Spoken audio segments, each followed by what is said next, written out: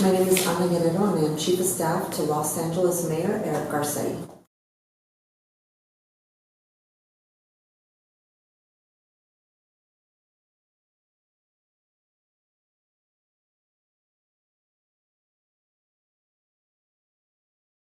Mayor Garcetti has been committed to gender equity and to really social equity as long as I've known him, which is longer than he's been an elected official. I think it's a core value of his, and probably the main reason I accepted to come work for him when he was first elected, and I was a community organizer at the time working from outside of government to organize everyday people to push government to do better for less advantaged communities. So we've always shared that commitment to social justice, to civic engagement, to social equity. So when he was an activist in the community, before he was elected city council member, he actually began to advocate for the city of Los Angeles to pass the FRCIA ordinance, the Convention to Eliminate All Forms of Discrimination Against Women. So he came into elected office with gender equity as a core value of his. And he did it as a city council member, and now as mayor he is able to use the power of the executive office to do even more and to actually further implement gender equity initiatives. So in 2014, we partnered with Mount St. Mary's College to do a first ever report on the status of women and girls in Los Angeles. And I think one of the things that's very important about this report is that we're approaching it with two lenses. One lens, how are we doing as a city to advance women in positions of leadership in jobs within the city, and how are we serving women and girls as a municipal government? How are we serving our residents?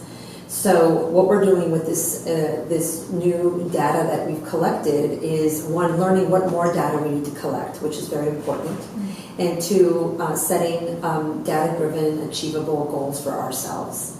So as an example, we set a goal of achieving gender parity on our commission appointments. There are about 300 commissioners that help the mayor run the city. And these commissioners oversee the fire department, police department, harbor, airport, recreation and parks, to name a few examples. And for the first time ever, we actually have, since we last spoke with Latinas Represent, we've actually increased our representation of women. We have 54% women on our commissions, and are very proud of that accomplishment. For the first time in the history of Los Angeles, not only do we have gender parity, we have for the first time ever no all-male commissions.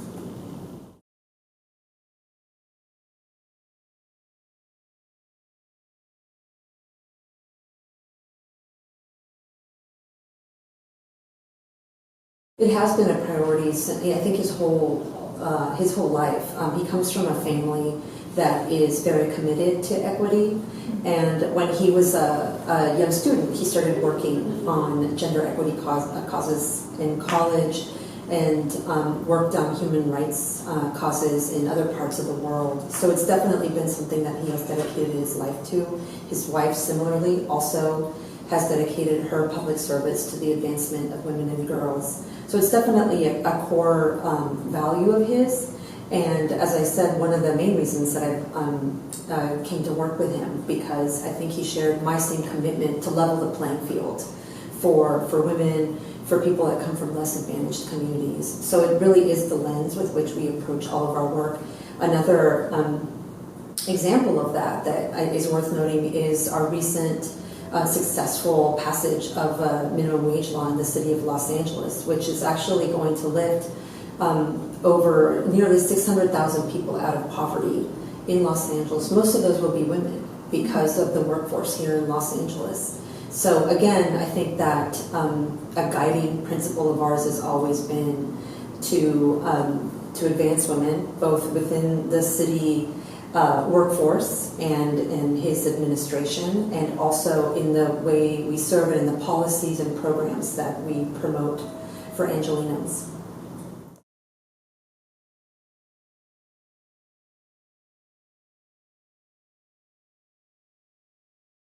I think we can definitely set an example for the rest of the country and for other big cities that it is possible to be intentional about advancing women within city government, municipal government, at all levels of government.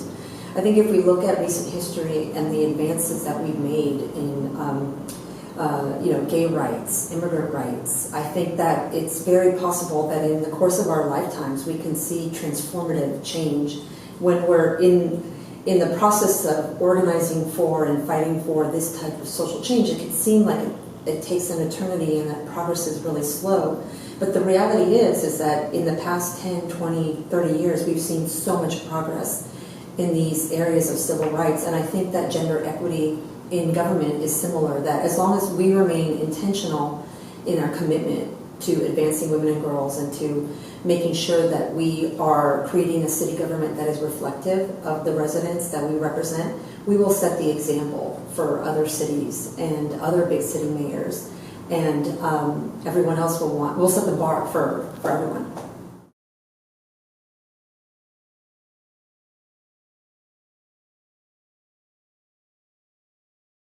Well, first I would say whether or not your goal is to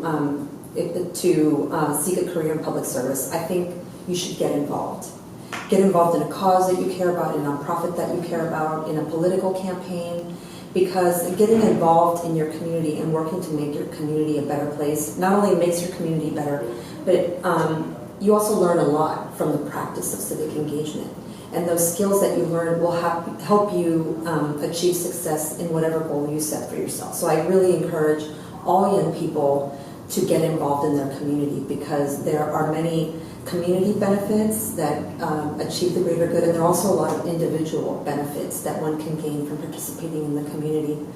And I think one of the things that I have learned from having been a community organizer in my 20s, where I organized people from outside of government to hold government accountable and to challenge government to do more from less advantaged communities, now I'm working from within government and in some ways doing the same. There is always going to be a role and there's always going to be a need for grassroots activists and community organizations to organize from the outside, to hold government accountable, and to to make sure that no one rests on their laurels or protects the status quo. And that is a very important role that is played by grassroots activists. But it is possible to create change from within government, as we have seen in what we have done.